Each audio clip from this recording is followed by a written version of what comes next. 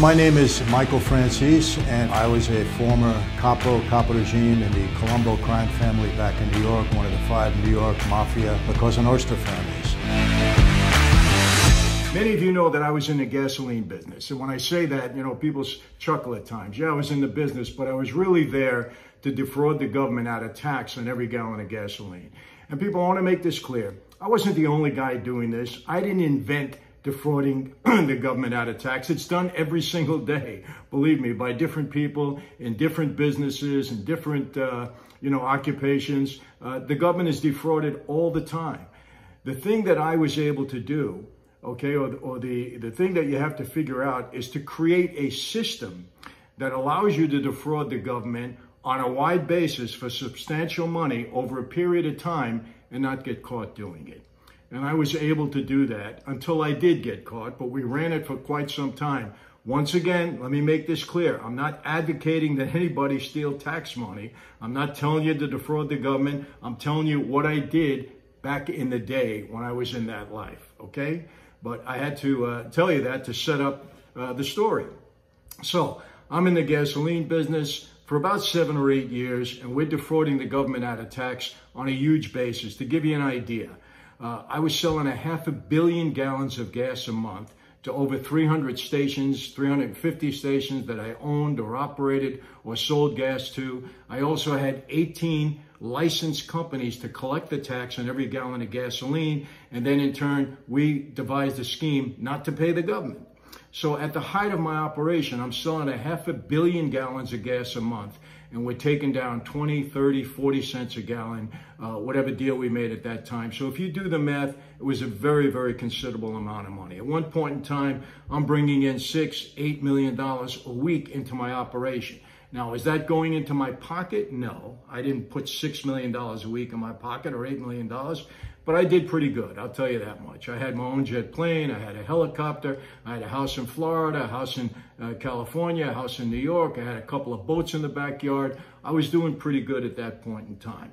Okay. And again, I wasn't the only guy in the business, but I think that we perfected the system. When I say we, me and my partner, Larry Iriza, who's now deceased, who became an informant. That's how the government really uncovered the scheme. He became an informant when he got in some trouble on another matter. And he told the government rather what we were doing. That's how they found out. Otherwise, they couldn't find out. We had devised a pretty airtight scheme at that point in time where we were defrauding them over a period of 7 or 8 years, and they didn't know what we were doing. So I'm doing pretty good. I got a big crew. In that life, money is power. When people know you're earning money, people are attracted to you. I had a big crew. I had brought the Russians into my operation in Brighton Beach. They had a big crew. At one point in time, I had over 300 guys working for me, with me in that operation. And we're bringing in several $1 million a week at one point in time. And I'm paying up to the family. This was a scheme where I had to let the family know about it. I had to let my boss know about it. There were other families that were trying to get involved in it. I don't think they were able to do it on as big a scale as we were, but some of them were doing it. It was very difficult to get licensing at that point in time. I had a connection to get the licenses in Albany, New York, and in various places that we were selling gas. Florida, too. We expanded this operation quite a bit. So I'm making a lot of money. I had a big crew. My father came home on parole. Now, my father, Sonny Franzese, well-respected guy in that life. I believe until this day that if my father didn't get a 50-year prison sentence when Joe Colombo was shot and eventually died from his wounds, I believe my father most likely would have been the boss of the Colombo family because he was that much respected at that point in time. 50-year sentence that killed any opportunity he had to become a boss. So he was out on parole. We had a big crew. Word is all over the street that I'm expanding. I'm getting, friendly with some of the bosses and the other families. And it was growing. And I think what happened at the time is my boss at the time got a little bit concerned about it. And there was a story out there that I was making so much money and I was becoming so powerful that I was going to break away from the Colombo family and start my own family. There was absolutely no truth to that whatsoever. Never even a thought in my mind, never even a thought in my father's mind. There was no truth to it. It was a fictional story that came out in one of the newspapers. I think it was Newsday, I don't remember, okay? But it got into people's heads. you know, it got into the leadership of the Colombo family. They started to think about this. And my boss at the time was in the early to mid 80s, started to, I think, get concerned. So here's what happens. My father's out on parole. I'm a captain. He's a captain. He calls me up. He says, son, I got to see you. I go over to his house. We're in the driveway of his house. And he says, look, the boss wants to see us tonight. I said, okay, Dad, no problem. What time do you want me to pick you up? Because I always drove him around. He was on parole. He couldn't really meet anybody. I didn't have a record at the time, and I'm his son. I was allowed, so I would drive him everywhere. He wouldn't go anywhere without me. But he said to me, you know, son, they want to do this a little bit differently. I said, what do you mean? He said, they want me to come in first, and they want you to come in second. I said, Dad, what's with that? I said, why are they going to separate us? No. You know, there's some talk on the street that I don't like. I said, if we go, we're going to go together. We're not going to let anybody put us in a trick bag. We go together. He said, no. We got an order. He said, you know, this is how they want to do it. We got to do it that way, Mike. We got to follow orders. And I said, no, Dad. No, we're not going to let them separate us. If we're going to have a problem, let's have it together. No. We went back and forth. This was the first time I really got into a bit of an argument with my dad. I always respected my dad because he deserved that respect from me. I always respected him. But even if I disagreed with him, I always did it respectfully. But he was obstinate and I was adamant. And we went at it back and forth, back and forth. Finally, you know, I threw up my hands. I said, you know what, Dad? I've been listening to you all my life. I don't like it. But if this is what you want, this is what we'll do. I left. I get a call a little bit later from another captain, Jimmy Angelini. He calls me up. He says, Mike, meet me in such and such a place. I had to meet him, and then he was in Brooklyn. He was going to pick me up and take me to where the boss and the leadership was at the time, so that it was a covert meeting because my boss was out on parole at that time. So we had to be very, very careful how we met with him, make sure we weren't tailed, so we didn't bring somebody to the meeting and get him violated on his parole. You know who my boss was, Persico and some of the other guys. I don't like to mention a lot of names, but I will. Persico, Langella, those guys, they were all part of this, okay? So I drive into Brooklyn. I meet Jimmy.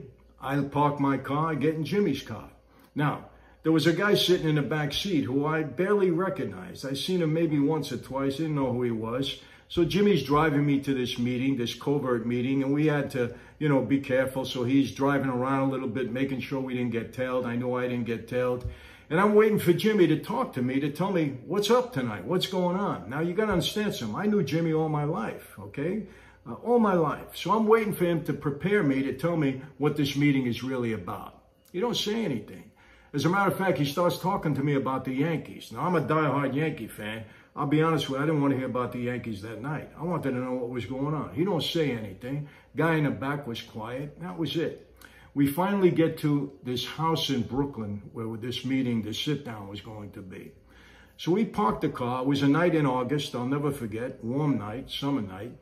And I had to walk about 30 yards from where the car was to the basement apartment where this meeting was.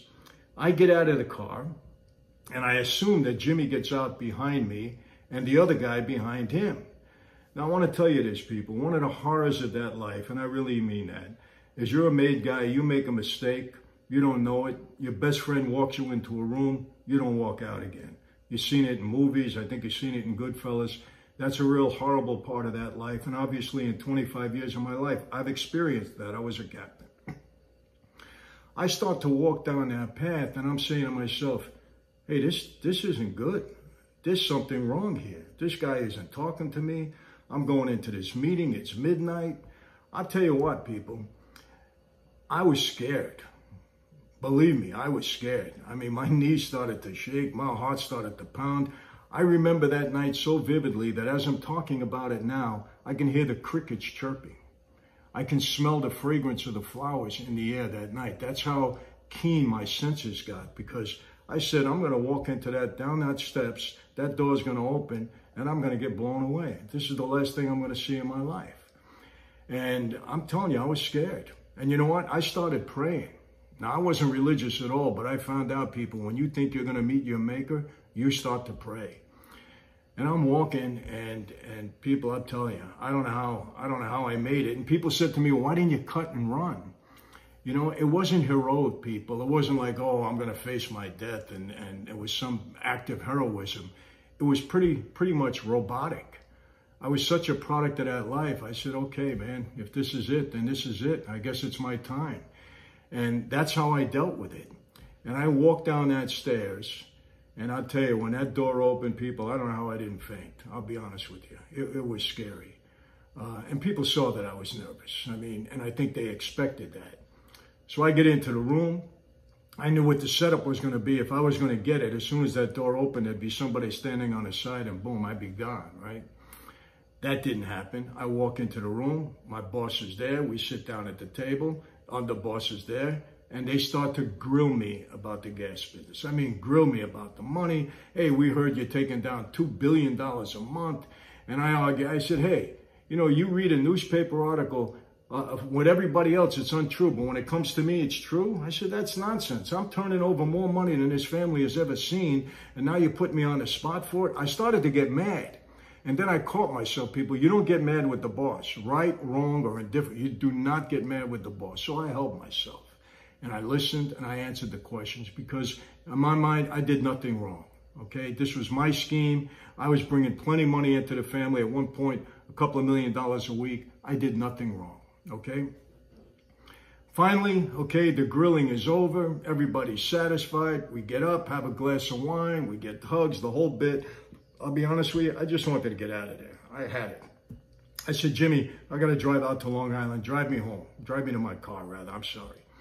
So we get in the car, right, with Jimmy. We leave. I say goodbye to everybody. Everything's okay. We get in the car, and I'll tell you this. I was mad. I was about to turn around and really blast Jimmy. I mean, verbally blast Jimmy for not preparing me. I turn around, and I'm ready to give it to him, and he says, wait a minute, stop. Before you say anything, Michael, I got to tell you this. You held yourself pretty well in there tonight. It could have been a problem. And I looked at him. I got even more mad. I looked at him and I said, you know this? You knew it could be a problem? You drive me there? I know you all my life. We're friends. And you don't prepare me? You don't tell me? You don't prepare me at all?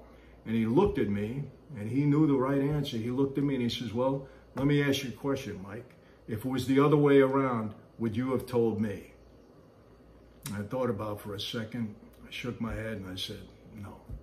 He said, well, that's the life we lead, Mike. You know it as well or better than anybody. You grew up with it. You grew up with your father. You know the life. And I couldn't say anything. I just sat there and I said, man, and I didn't say a word. It was about a 15-minute ride to my car.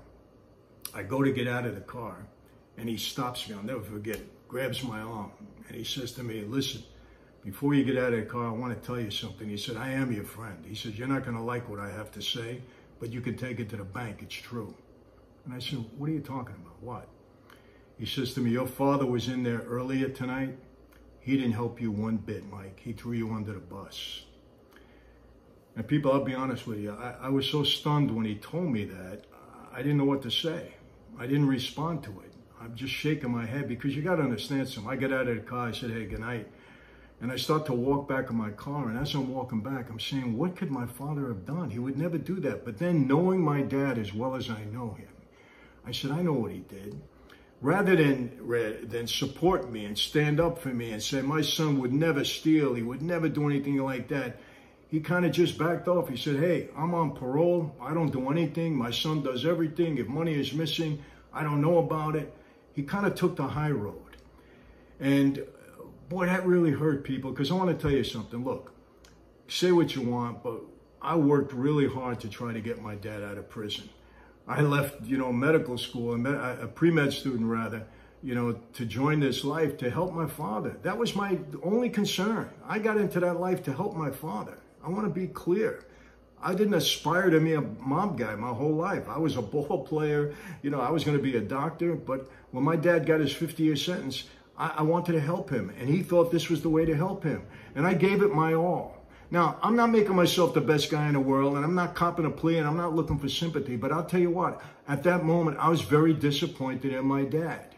Very disappointed, because I said, and I was disappointed in the life, because I said, hey, if this life can separate father and son, and I've seen a lot of things go on that I thought were not right, were not, what we were built on. But I said, if it can separate father and son, what do we really have here? And it just made me think. And I put it in the back of my mind. I didn't talk about it. I didn't say anything about it. I didn't even discuss this with my father. I didn't tell him what Jimmy told me. I didn't say a word, because people in that life, sometimes it's better to keep things to yourself, because you don't know where it's going to go and how it's going to come back at you. You keep things to yourself. Never said a word. But I want to tell you this, people. If that incident doesn't happen that night, I don't think I would have ever walked away from that life. Ever. So, what's the moral of the story here for me? Number one, I was scared as anybody could be that night, man, and I'm not ashamed to admit it. I was afraid. I had fear that night to the extent that I have never felt it in my life. Never felt it in my life. And I've had fear since. My fear now is, you know, God forbid anything should happen to my children, my family. I fear that. I don't ever want that to happen. You know, I don't know what real fear, I don't walk around in fear, people. I think you know that, because I wouldn't have walked away from that life. But it showed me that I can face death. And I realized when I walked away from that life, I said, you know what? I may pay a severe price for this, because you're not allowed to do that. People may come after me. A contract could be placed on my life, but it showed me that I can face death, and it gave me the strength, okay? And I don't want to say courage. It gave me the strength to move on and say, you know what? I'm going to try this, because nobody's going to walk me in the room. They're going to come and get me. They want to get me. They're going to have to come and get me. And that's how the positive side came out of this fear that I had that night, this tremendous fear. Disappointment with my dad. You know what? I didn't love my dad any less. When I finally brought this up to him, actually I didn't bring this up to him. I wrote this story in my book because I thought it was important to let people know that. And my dad read it, and he got very upset, very upset. He said to me, you believe that, Michael? It was a lie. Jimmy was lying to you. I said, Dad, I believe it. Jimmy had no reason to lie to me that night, but it's okay. You know, I understand you, Dad. I know your legend sometimes means more to you in this life than anything else. I get it, but I know you love me. I know you wouldn't have sacrificed me. I get what you did at that moment. Maybe you reacted the wrong way. I don't know, but I love you. It doesn't matter. I never really held it against him. I got to be honest with you. It did maybe cause a little bit of separation between us, but it showed me something else. Even the people that you love in life are going to disappoint you. I tell my kids, I love you to death, but it doesn't mean I'm not going to disappoint you. And I did disappoint my kids at times. I have disappointed my wife at times. And people that looked up to me or respected me, maybe I disappointed them, because we're human and we can't always come through for the other person. But you know what? You move on. You don't hold a grudge. Because holding a grudge, holding resentment, holding anger for somebody is so detrimental to ourselves, people. And I was so happy that I was able to move on, because at least, okay, in the last few years of his life, I was able to enjoy my dad, because I love him and I know he loves me. So I want to ask you this question now. What's the greatest fear you ever had in your life? What did you learn from it? And no matter how fearful you might have been at that time, if you're watching this video, you're still here. So in some way, somehow, some shape, you overcame it, okay? And we're going to overcome what's happening in this pandemic. We are going to overcome it. They're going to find a vaccine. We're going to get back to normal at some point in time. You may struggle through it. You may have some real challenges through it. I get it, okay? But we're going to get through it. And for those of you that have lost a loved one, there's nothing I can say to make it better, people. You know, that's just life. And these are, you know, death is a part of life that we all in some way fear. And we all don't want it to happen to the people that we love. But we have to deal with it, people, and we have to move on, okay? And for those of us that are Christians, and please don't knock me for my faith, I am a Christian, and I believe in Jesus Christ. I believe in a life afterwards. You don't have to share my beliefs, but some people get on there and they say the wrong thing. You don't knock people's beliefs. As long as those beliefs are not detrimental to you, they're not hurting you. And you know what? I have something to say for those of you that are non-Christians. You better pray that us Christians are wrong. You better pray, because if we're wrong, okay, you're okay. But if we're right, and there is a life after death, and there is a heaven and hell, and you haven't accepted Jesus Christ, well, penalty is severe. And if we are wrong, well, we didn't lose anything. We're in the same boat as you. When we're dead, we're dead. But through our life, we live better because we followed a man, okay, and our Savior that taught us to love our neighbor as ourselves and love God.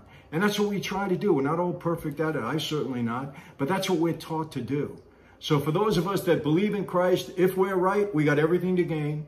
And if we're wrong, we're in the same boat as you anyway. So if I were you, do the research. Make sure we're wrong. And if we're right, jump on board. For those of you that have been disappointed in somebody, all I can tell you is this: move on, people. You're going to get disappointment a lot in life. You know how I deal with disappointment? Hey, it wasn't meant to be. Let me move on. If I have a business deal, falls apart, hey, it wasn't meant to be. I'll move on. Okay, find the next one. If somebody that I love disappoints me in some way, I'll deal with it. I'm not going to let it destroy me. I'm not going to let it wreck me. I'm not going to let it kill me. I'm not going to do that. And that's the attitude that you have to have, people. And I learned that through experience. So that's it for today. Hopefully this is meaningful to you. I enjoy doing this, people. I really do. Next week is Mob Story Monday, okay? And, I'm sorry. Next week, rather, is Mob Movie Monday. Now here, I want to give some of you homework. A lot of mob movies out there, some great, some not so good. The Gotti movie that was done by HBO back in the 90s is one of the best mob movies ever made. Authenticity, so on and so forth. Anthony Quinn was brilliant, okay? Armand DeSante, brilliant. I want you to watch that movie. It's on YouTube. You can watch the whole movie, or go to HBO Go and pull it up there. Watch that movie, and I'm going to talk about some of the scenes, because obviously I knew all of those people, and I was around during that time, and I have a lot to say about it. It was a brilliant movie, one of the best at all time. Take it from me, okay? As far as authenticity, the story, the acting, brilliant. So go watch it. The Gotti movie, don't confuse it with the Gotti movie that came out last year or the year before. Not that one. HBO, Gotti, Armand DeSante, Anthony Quinn. Watch it, and we're going to have some fun reviewing that next Monday. God bless you all. Stay safe, stay healthy, stay blessed, stay smart. See you then.